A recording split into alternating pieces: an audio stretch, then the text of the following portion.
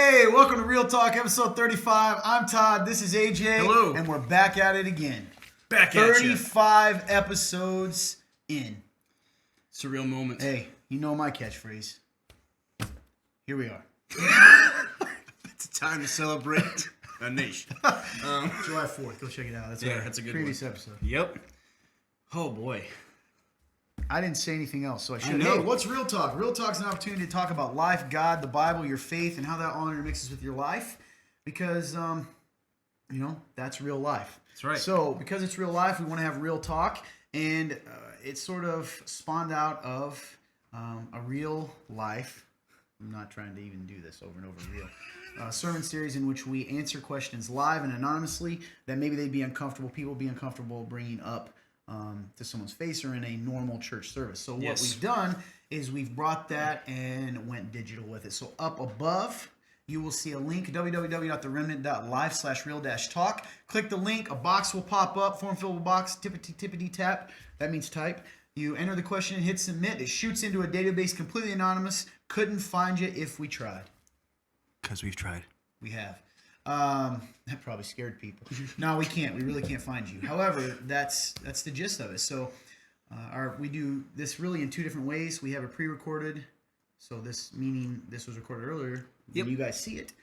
And it will go out, and we tend to, it goes a little deeper probably into some of this More stuff. in depth. Yeah. That is what deeper means. So, Thursdays at 9 o'clock we go live on Facebook, and that's more. I mean, we certainly get deep, but it's really more about interacting with you guys, and we have kind of just it's a different feel. It's a lot of fun. It's like a family sitting around having a good time. Nice, that was good. Thank you. And just for instance, last week, sitting right now from last week's live episode, we've had over 1,200 people watch that. So that's really cool. So those of you that come and be a part of that live, the conversation still goes on for the next few days. So just thank you so much for that. And I think that's the gist of it. Awesome. You got anything that I'm forgetting? Nope. Think you can hit the nail on the head. Hit the hail on the nail. Hit the hail on the Ned. So, on the Ned? yeah, I was flipping it around. Anyway, a lot of exciting things coming for your longtime viewers. Truthfully, I know I've been saying this, but you know we're there now. Yep. The set's going to look a little different the coming weeks is the plan. What we're really looking to do is differentiate between the pre-recorded episodes and the live as far as what they look like. That's right. So the idea that you guys will see is really probably us sitting in some nice chairs with a coffee table, just having a discussion, and then the live will look more like the panel, like this, probably. The panel that you're used to. Yep. But either way, we're going to have, the studio's going to really, our hope is come alive a little more. So I'm excited about that in the coming weeks.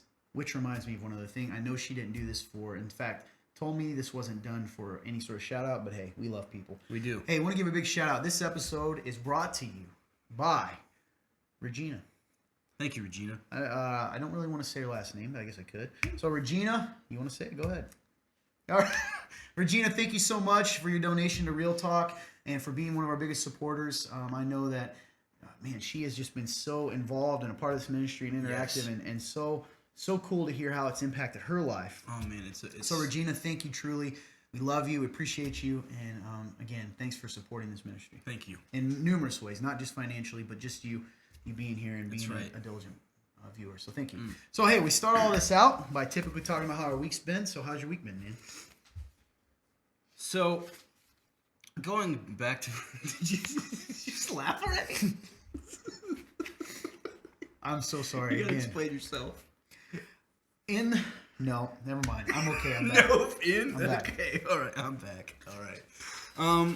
So last week I know I was talking about. All right, this time for real. Second week I just in a want to row. let you guys know you're not gonna know this. There's a guy in this room right now. Awesome guy. His name's Clint. I looked at his face, and somehow the look on his face made me laugh because I'm not a professional, so I'm so sorry. Watch this. I'm in. All right, here we Tell me go. how your week's been. Last week I talked about American church, right? And the culture and how we tend to struggle. I can see you in the corner of my I'm trying, eyes. dude. He keeps looking at me. I'm ready. So yeah, American church culture. Go on. Sorry. Yes, and so that whole idea has just really been hitting me, and your sermon that you preached this last Sunday, and if once it's up, I really recommend going and checking it out. It's so good. Do you have a title for it, or Prison. Prison? The prison, yeah. The Prison. So go check that out when it's up. Super good. Really hit me hard, but it brought me back to the idea of American church, and you gave the analogy of trying to give someone all these options, but at the end of the day, they were going to die, right? And I thought, like, man, that kind of, to me, it personally connected with what we talked about last week, because I was thinking these people that are all in all these different, you know, like third world countries that, you know, that follow the faith, you know, and they're Christians, you know, they have to think of that reality almost every day of dying. And we were talking about being happy, even though we are going to die. But you mentioned, like, in, like, you know, 40 years or so, you're going to die. And you were trying to give all these things to make somebody happy. And it made me realize that it was another example of a difference between joy and happiness. Because those people there could die any day, depending on where they're at, what the culture is there, and just how, you know, extreme things can get out there. And I was like, man, like, the reality of death is much stronger out there than it is here in America, in my opinion. Talking about these third world countries and stuff like that. Yes. Because you could die literally from starvation, you know, lack of water in some countries. Diseases that are here no longer really prevalent are still active in some of those places. Yes, exactly. And they don't have the modern medicine or any of those things. So, like, death is way more big of a reality out there than it is here in some ways. So I was like, wow, it kind of floored me for a minute, and I was in shock, because I was like, man, you know, here it is. We're talking about this in this sermon, and I was like, you know, the prison is thinking that happiness has to be present throughout life before you die, when really it's all about joy. You know, I can't remember if I talked about it last week, but no, I've talked about it with a couple people throughout this last week, maybe even yesterday, about the idea that life is a roller coaster. And we tend to take our emotions with that, like happy, sad, and I know I've mentioned peace, and I thought peace was when life stops doing this and it finally coasts. But that's just not reality. It's never going to do that. Something's always going to come up. Something's always going to be in the way. All these things. So I thought, I kind of came to the realization that true peace, which you attain through Jesus, is when life is going like this, you can be in the middle of it smooth while it's doing that. The circumstance don't dictate your level of peace, really. Or That's your, right. Your joy, yeah. So I think that's you're right. that's what I've really been digging into and thinking about, and I realize there's still a lot of areas in my life that I try to control, even if it doesn't feel like I'm trying to control it, and I take pride and fear and all these things, and I instill those into those things, so then it feels like I don't get that peace, right? So that's just what's been on my heart. So Yeah, it's really cool that you brought this up, because you and I were just talking about this. I actually mentioned to you, we were talking Sunday, you went and visited a place, which was cool. After another church, it was cool, and you had a lot of good things to say, and just some differences too. And one of the things I told you, and I'll tell everyone here, sometimes I always wonder. Okay, I'm not trying to be critical, but we're on Real Talk, so our viewers tend to know who we are by now. Yep. So I'm not critical when I say this, but the more popular thing to do is if I get up every week and talk about how life is going to be great, that, you know, things are going to work out, that things are going to get easy, that things are going to get easy, especially, right? That, you know, your finances are going to come through, your marriage is going to get better, all these things. Which, by the way, all those things are true if you follow biblical principles as far as what we can control, right? So, for instance, meaning marriage. You know, if I love the way Jesus has told me I am to love in a marriage, the odds of it going better is of having a good marriage and avoiding divorce is better than if you don't. If you live selfishly. So that's just an example. However, it'd be easy to go up and do that and be that like gung-ho, excited guy, and I'm not, and do that every week. Because truthfully, a lot of times that's what people want. People want to feel good about what they're doing. They want to think, right? Like they don't really want to. So what I told you is that's a challenge sometimes, and I certainly don't think you should. The way I view messages or speaking truth or preaching is you certainly want to speak truth, regardless if it's hard or challenging, for instance. But you always want to sprinkle hope in, because the hope is in Jesus, that in the midst of those things, you know, the real promises.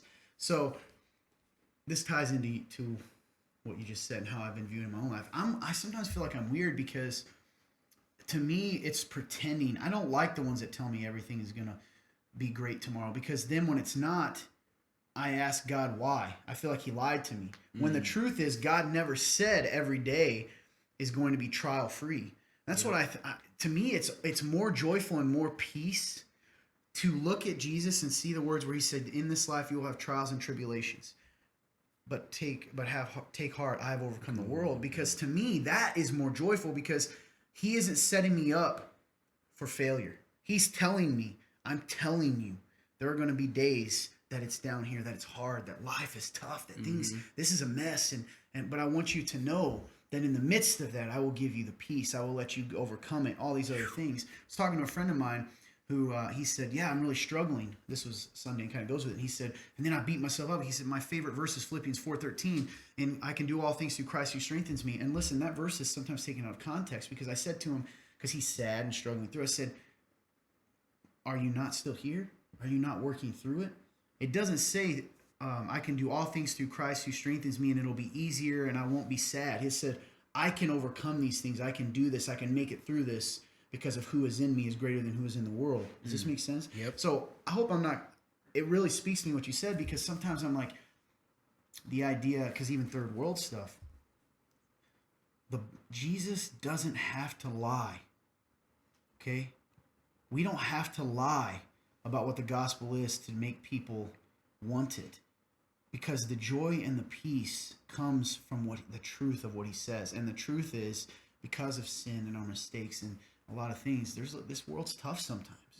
But there is a promise of joy and peace, and because you can take that too far and then be like, okay, I just got to wait to die in a terrible world. That's not what he's saying either. He's saying, hey, I am going to take care of you. I'm going to work out all things for your good. I'm going to get you through all this. I'll take your burdens when they're too heavy. Come to me all who are weary and burdened. I'll give you rest. All these things.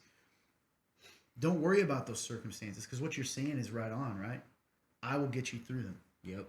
And the trust comes. So does that make sense? Absolutely. So I think sometimes, tying back to why I said sometimes messages, I guess sometimes when I preach, like, I would rather know the truth and know the hope in it. Not that those things aren't true, the good stuff, Sure. But I think the good stuff is only good because of the reality of the bad stuff. That's so good, because I was going to say, they have to face the reality. Yeah. That's it, man. I agree. Because grace isn't good news if you're not guilty. Yep, you're You right. see what I'm saying? Like, for instance, if I'm not a sinner who's in trouble and headed for disaster, then what do I care if Jesus died for my sins? Yep. Like, what do I care? You'd put no value on it. Yeah. Yeah. So, interesting. I think that's really good that you... Thanks, man. And I also... In case you heard that. I gotta get it. Sorry, guys.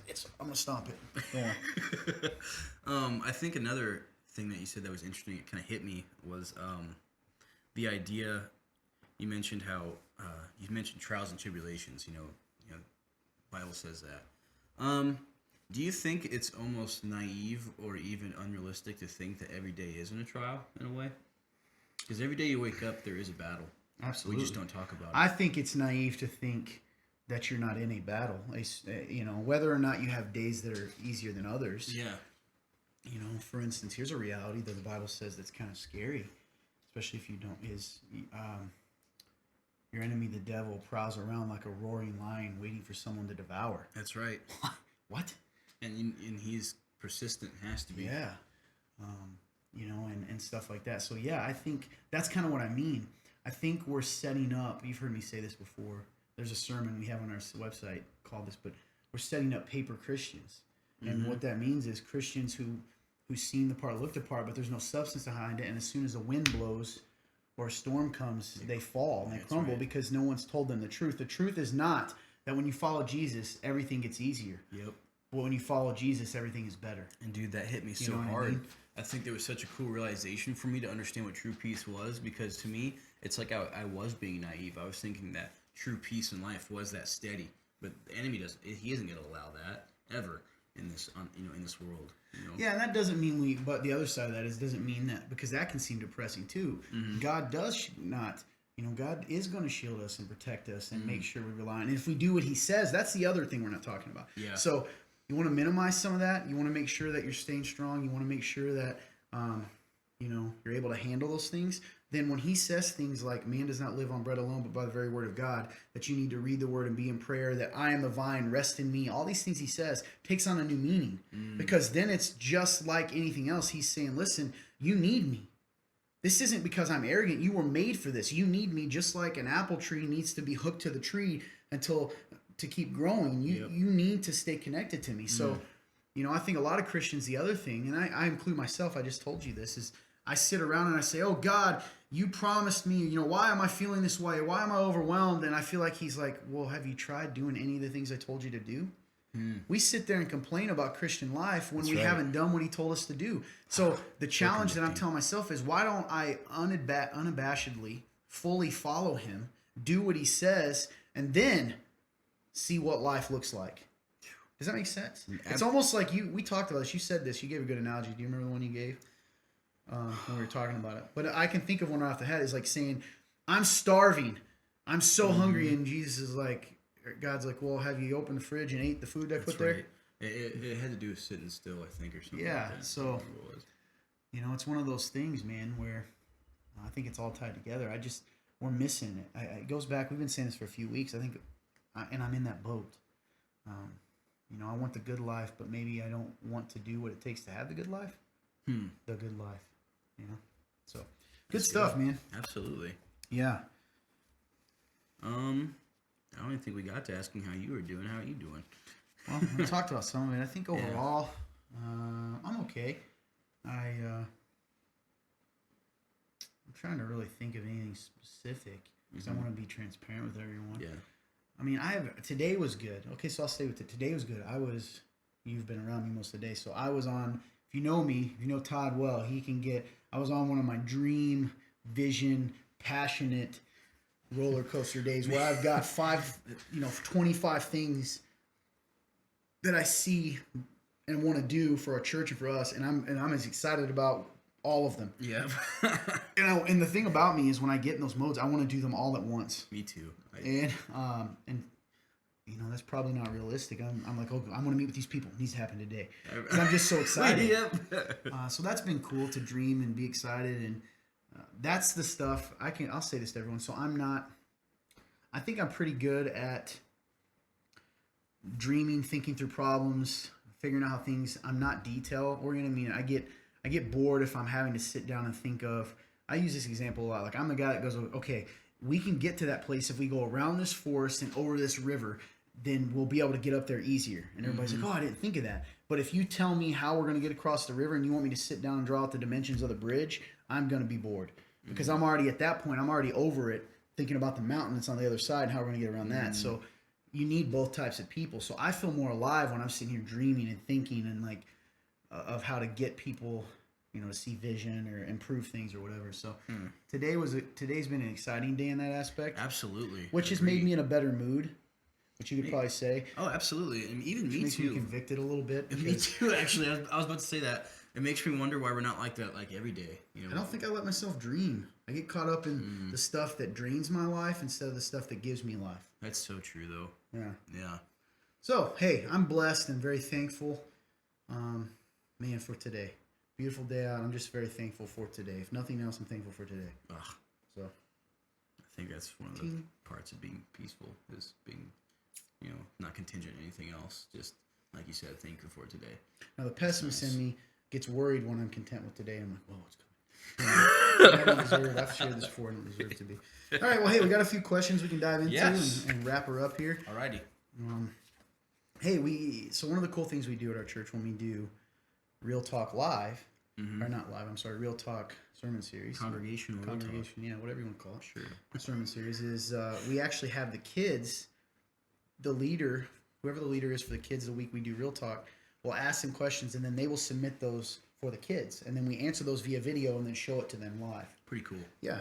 So I have a kid's question to start us out with, and I think it's pretty cool and deep. And so it says kid question. Kid question. Why are people so mean? Man, actually, this was actually one of the questions that we had previously. We didn't discuss it all before this, but it was mentioned, and somebody actually said, and it hit me. They said, "Man, that's a question that even adults ask. They just don't like to talk about it." And I was like, I was like, man, you're so right, you know? And it's funny because there's one of those moments where I didn't go like, hey, man, you're right. But I was just like, mind blown. Why are people so mean? You know, the world is so broken and it's so hard to understand. And I don't think we'll ever fully understand its brokenness. And unfortunately, it seems like it's only going to get worse until it gets better, you know? And people are so hurt. We tend to act out of those hurts instead of rationalizing that, you know, when people say things, when people do things, you know, we tend to retaliate. And when we retaliate, you know, retaliation is already a word that means it's kind of more of a negative word. So, you know, we retaliate, we do all these things. So yeah, I guess to keep it as short as possible, it's just we're all hurt and we act out of those hurts. Yeah, I think that's a really good way to look at it. I think, you know, something that I say a lot when I do our gospel presentation, but that's really stuck with me is, you know, this is what happens when the creation walks away from the creator. Yes. You know, when we think we can do it on our own, well, we are not good at it. And God is love. The Bible tells us that. So if you don't have a relationship with God, you don't know what love is. You don't know what real love is. Unselfish love, the type of love that says, I'm going to love you regardless of whether you love me, which is hard. And I think, I love what you said, hurt people hurt people. I think people are selfish. They're protecting themselves. I think people are constantly searching for life in all the wrong places. And when they do that, I think they're angry because they know it's not giving them life. And so I think there's a big mess in it. I think, you know, I think all of those things, it's, you have a bunch of people in a burning building scrambling around trying to find the way out. And they bump into each other and hit each other and shove each other and do whatever they can, all the while not going the only place that they can go to get out. And I think, you know, when you look at it that way, and I love that you said hurt, you know, if you're a believer watching this, you're a Christian, you know, understanding that and understanding that, you know, so are there people out there that are hostile to Christ and meaning they don't even want to hear it and they're hateful and, you know, whatever, sure. But there are a lot of people in that burning building scrambling around hurting people, and they are just, they don't even know. They don't know the way out. And that's our job, is to tell them. Tell them that the only way out is Jesus, and to tell them there's a better way than scrambling around, hitting each other. And so, great question, though. Yeah, thanks. I wish we could almost even give a shout out to the kid, but yeah, thank you. Thanks, kids. Thanks, kid. Yeah. Next question. I've been feeling called into ministry for years, specifically into a leadership role within the church. How do I remain focused on God's calling for me when the world is telling me to take a different route? Can you hold that out again? So I'm calling to ministry, leadership role within the church. Okay. Well, you know, how I say AJ knows this, but I guess I just want affirmation. You guys know I'm not just saying it. You know, I don't use the word calling a lot because I think it's a heavy thing to say I'm called by God to do something. Yep. Because if you say that, to me, you know, you don't really, you do have a choice, which is inexplicable that He still gives us a choice, but that's a heavy thing, man. That's a real thing. So, but let's say that's the case. I mean, I've lived this. You have to focus on what's real in this life. So that sounds so big and deep and dramatic, but it's true. So for instance, for me, I tried to do both. I remember a time I was going to walk away. I was working in a bank. I say this a lot because it's just been such a big moment in my life. And I said, I don't say this to my own horn, but to say it, I said, okay, I'm tired of this. I want money. I want prestige. I didn't say that to myself, but looking back, that's what I wanted. Yeah. Came in, said I was going to be a manager of my own branch within a year. Within 6 months, I had it. I was making more money than I ever made in my life. And I was empty, man. And that's because for me, I think I was running from that for what I knew at least for that point. There's nothing wrong with being in a bank and stuff, by the way. No. That's great. But for me, I knew that I think I was running away from what I knew God wanted me to do. That's right. And it's because I took my eyes off of the calling. So, you know, are you doing the things that God said to do? Are you in His Word? Are you praying? Are you going to church? That's a real thing. Are you dreaming? Are you asking God, Lord, what is it? You know, what makes you feel alive, and focusing on those things, and then making steps to get there. Because that's the other thing that can, and you kind of have a little bit into that too, a little Yeah, insight. I can definitely speak into that because I know I'm kind of newly on this journey, and for me, I like that you mentioned running away because I know for me for a long time I have ran away from it, and I just recently, have started to embrace it, and it's scary, and I know you just mentioned earlier. Another thing you said, at the end of the day, it is a choice, but when you truly feel it, it almost feels like it isn't. I know we've kind of talked about that. Like, I feel like I don't have a choice. Which isn't fun always, right? I mean, No. it doesn't always feel right, and it's crazy because I feel that pull, and I know for a fact, and this is how I know.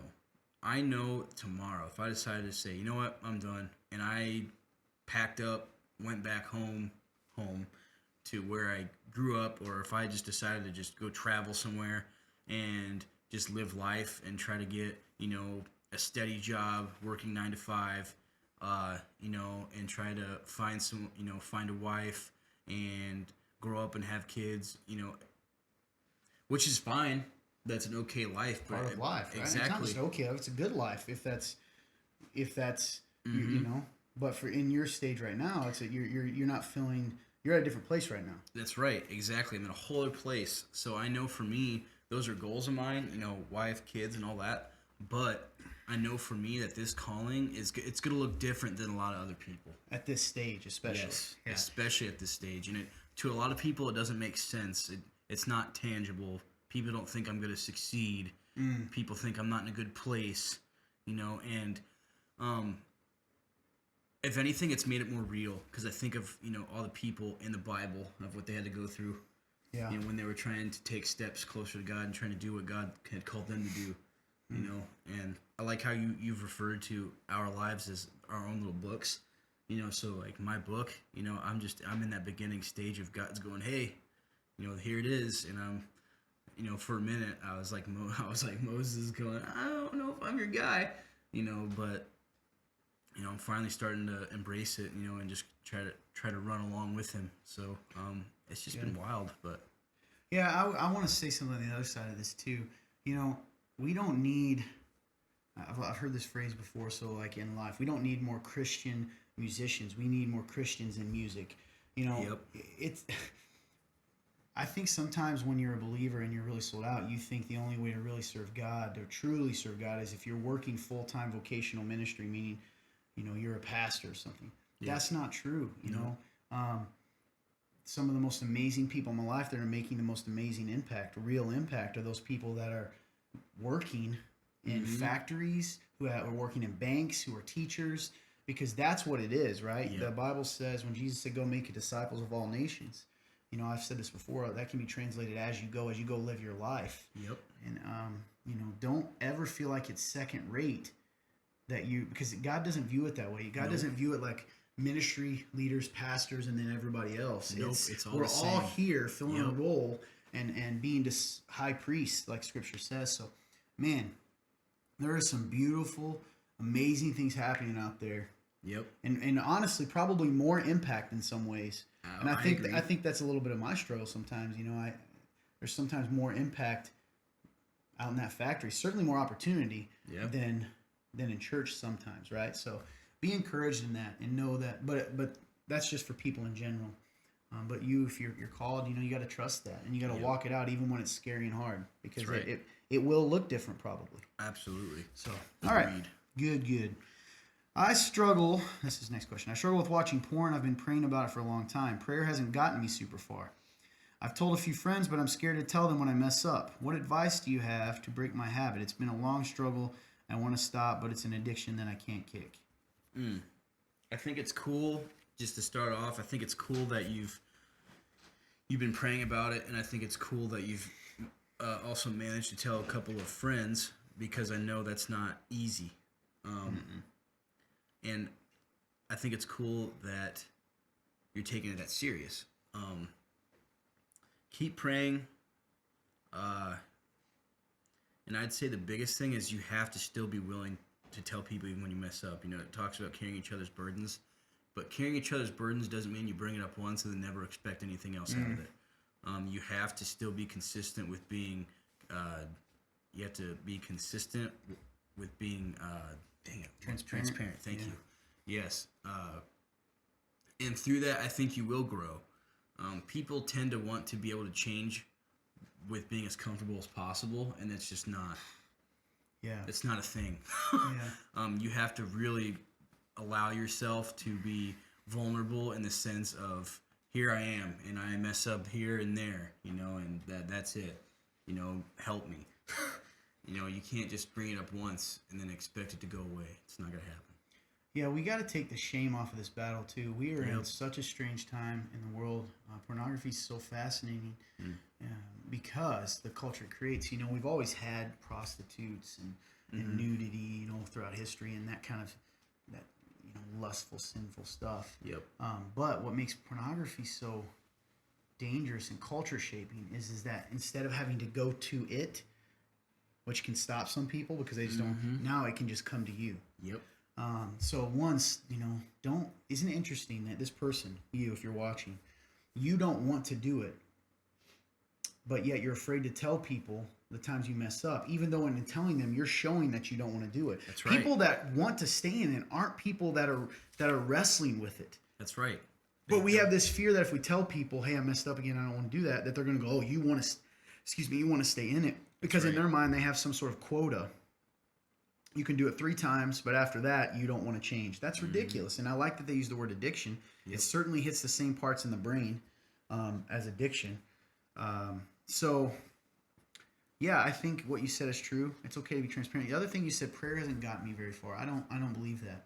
I think that the very fact that you're asking this question, the fact that you're not comfortable with it, the fact that God is telling you, you need to tell people even when you don't feel like it. What is that if not God answering through the Holy Spirit? That's right. And motivating you to do it and keep doing it? Sometimes when we pray, what we're really saying and when we really get discouraged about is, why is God not making me stop? And you don't want that anyway, right? Because that is, you're a robot, and God believes in you enough that he's not going to make you stop, but he's going to equip you that you can stop if you want. Good. And I'm going to be really blunt with you. And this is something that's really hard. And it sounds like it's true, but I say this to everyone that tells me, first and foremost, be real with yourself. Do you want to? Yep. Sometimes we don't really want to. And that's a subtle thing that's in your own head. And that's something to pray about too. Lord, is it that I'm letting that old person, that old man in me who wants to do this, am I saying it, but in my heart saying, but I'm okay if I stay here? Does that make sense? Yep, absolutely. So, yeah, don't be discouraged. Don't beat yourself up. If you know him, and it sounds like you do, nothing you do is changing who you are, but you're not going to be comfortable staying in it. So certainly, yeah, keep fighting, keep pushing, and be radical. We've talked about this before. We have a friend who actually had you put his password in his phone. Yep. He still have it. Yeah, he didn't put his password, meaning he has set his phone up so that he can't look at the, what are they called? What are those called? The limitations or the filters. Yeah, restrictions. Yep. His phone is filtered and restricted unless you know this password, and he doesn't even know it. Nope. Someone else does. That's radical. That's somebody that says, I don't want to do it. And so be encouraged. So cool. Yeah. Love it. What do you got here? Last one? Okay. I think. Yeah. Oh, you can go with that one. We went heavy, yeah, and then we'll come back. All right. So, funny. It's ironic. So this question is, who is your favorite secular author? Ooh, a favorite secular author, meaning non-Christian. Inside joke. I would say, or non-Christian author, not meaning it's a Christian book. I would say there's a guy named R.A. Salvatore. Never heard of him. Yeah, he writes fantasy books. I love him. Huh. I haven't read a lot in a long time, but I love. You got a couple titles you could throw out there? Yeah, there's one called Homeland, one called The Legacy, or Legacy. It's just called Legacy. He's got a whole book called The Dark Elf Saga or trilogy. Interesting. But I really like those books. From a college English days, I also really, this is going to sound, I like the romantics, not romance authors. Mm-hmm. Romantic in the literary sense, meaning they lack, mystery and adventure and that kind of stuff. So like, I don't know, Tennyson and Byron, and those are poets and stuff, but those kind of stories. Okay. Gothic kind of stuff. So like the old school Frankenstein, all those things that had weird kind of mysterious feel to it. Yeah. I got too real here. I love this, dude. Honestly, I figured you were gonna put Stephen King up there. I do like Stephen King. Yeah, I same knew reason. you'd He's do it. got the same kind of feel, so it makes sense. Yep. I like some of those things because they're also not as easy to figure out. I feel like a lot of things it's the same plot over and over and over. Yeah, you're good at that stuff. He is. He's a detective. Todd Lock Holmes. Dang it! I'm gonna regret saying that. I know. I don't know. How about you? Favorite secular? I will author? admit I don't read as much as I used to, which really disappoints me. Me either, unfortunately. Now, I don't. Here's the thing: I haven't actually stuck to an actual author and like been like, hey, I'm gonna read this, and this from this author. Stephen King's definitely up there, specifically Under the Dome. Love that book. Oh yeah, that's a big one. My too. favorite book ever is called Intensity, and it's by Dean Koontz. Love Nice. Dean Koontz. See, most people probably never know that about you. Yeah, I read. I didn't mean that. I know. That you like them. Yeah, I know how to read. Yeah. I'm trying to think of the. I really, because you've made him sound so awesome. I really want to read C.S. Lewis sometime. Oh, yeah. I didn't But count he's him a as a Christian secular author. Well, he's a Christian who's an author. I love C.S. Lewis. Yep. I always encourage everyone to, if nothing else, well, first off, he wrote the Chronicles of Narnia, which are incredible. That's pretty cool. And those, if you didn't know, so I guess some people didn't. The Chronicles of Narnia, it's just Jesus. Aslan's Jesus. So when you go and read that and that understanding, it's so incredible. But his other book, Mere Christianity, if you just want to read one, or The Problem of Pain, man, just so good. His view on Christ and all that. So good stuff. Awesome. Speaking of, another shout out to Regina. She actually got me a book. The same Regina that sponsors this episode that I'm really excited to read that talks about C.S. Lewis's theology and kind of puts it all together. Really? So I'm intrigued to read that. Awesome. But yeah, cool. Good. Nice. Hey, guy, how are we doing on time? Don't say it out loud. Just let me know. Okay. Yeah, so we're about right where we need to be. Okay, we'll do this one. Go ahead. Let's nail it out. I'll just All go right. fast. Last one. I've been told God never gives you more than you. Sorry. You're fine. I've been told God never gives you more than you can handle. And in parentheses it says stress, people, finances, etc. Then I join a church family. That tells me that that's not God, that's Satan. Now I not only have a stressful daily life, it's now made tenfold. Sorry, by the fact that Satan's behind all of it. Could you give me a few uplifting verses, please, to help me fight this? Okay, well, a couple things. Can I see that? First off, I'm going to try to do this fast because this video is going long. That's not true that God doesn't give you more than you can handle. I don't know who told you that. That's not even in the Bible. A lot of times what happens is people take a scripture and they apply it to things. So, for instance, we just talked about this earlier. The verse that says, I can do all things through Christ who strengthens me. And they say, oh, well, he wouldn't give me more than I can handle. Here's the cool thing. He's going to give you, going to allow more than you can handle sometimes so that you learn to rely on him. And you can only get through it through him. So that being said, I hope this isn't our church that's made you feel this way, because I think there's been some confusion that says it's not God, that's Satan. It certainly isn't God that makes all the bad things happen in your life. That's true. Yep. I don't believe that for a second. Now, he will allow things to happen in our life. And if we are his, meaning we've put our faith in him, he will use those things to strengthen us. The Bible talks about like gold that's being refined to make us more like him and to shape our faith. But that's not the same as making it happen. So that's one. So it sounds like now you kind of have this fear of the devil is what it sounds like. Who, being behind it all. Do we have an enemy? Absolutely we do. Yep. It's not all, I don't believe it's all caused, at the root of it, our own choices. A lot of it's caused by our actions, right? When I do something stupid, often there can be a consequence to that. And then I blame that on God or even the devil when the truth is that happened because of something I did. So I always like to say it this way. We have an enemy without, who is the enemy. And then we have an enemy within, which is that sinful part of us that wants to do silly things. So a verse that comes to mind, you can buy me some time and interact with that. Yeah, I think it's very interesting. While I look this verse up. I think I not only have a stressful daily life, it's now made tenfold by the fact that Satan's behind all of it. Yeah, I like what you said about there being an enemy, and obviously, to me, I feel like if he was Nah, never mind.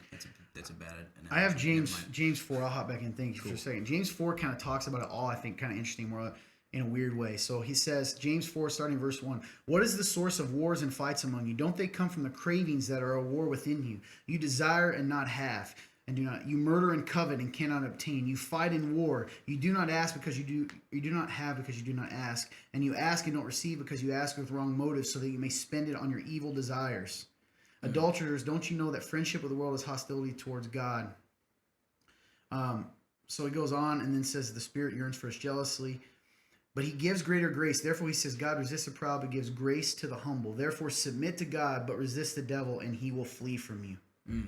Draw near to God and he will draw near to you. Cleanse your hands and purify yourselves. Humble yourselves before the Lord and he will exalt you, meaning he will pick you back up. So that verse right there, if you want one specifically for the enemy, James chapter 4 verse 7, therefore submit to God first and foremost.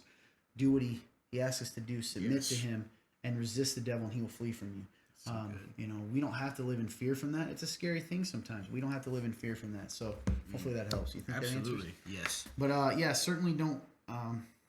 Again, hopefully you haven't made it seem like everything bad is the enemy, but there is an enemy, and also our choices can lead to bad things. And yeah, God does allow things to happen.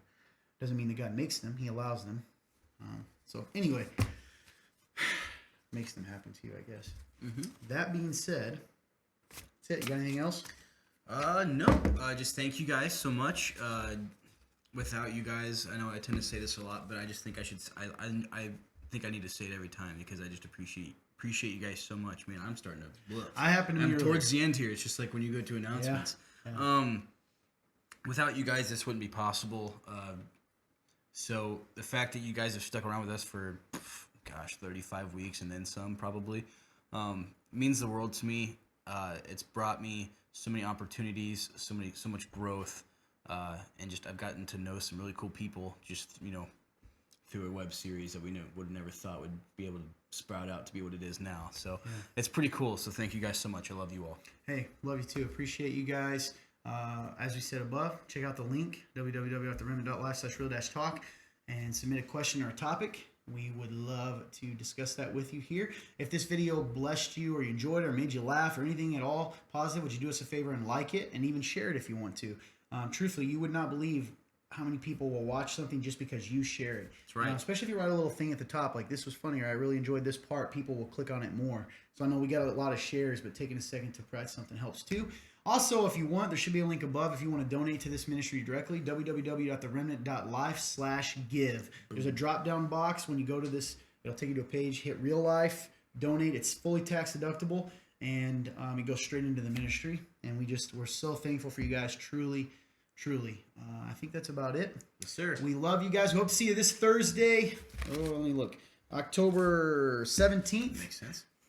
At 9 p.m. for Real Talk Live, where we go live. That's right. Interacting with you. We have a new guest already scheduled. I'm excited. That's going to be crazy. We both did this. I know. So, hey, yeah, it's just going to be someone completely different. We're not even tricking you. No, it's for real. It's going to be awesome. So, yeah, go check that out. We hope you guys have a great day. And truly, God bless you.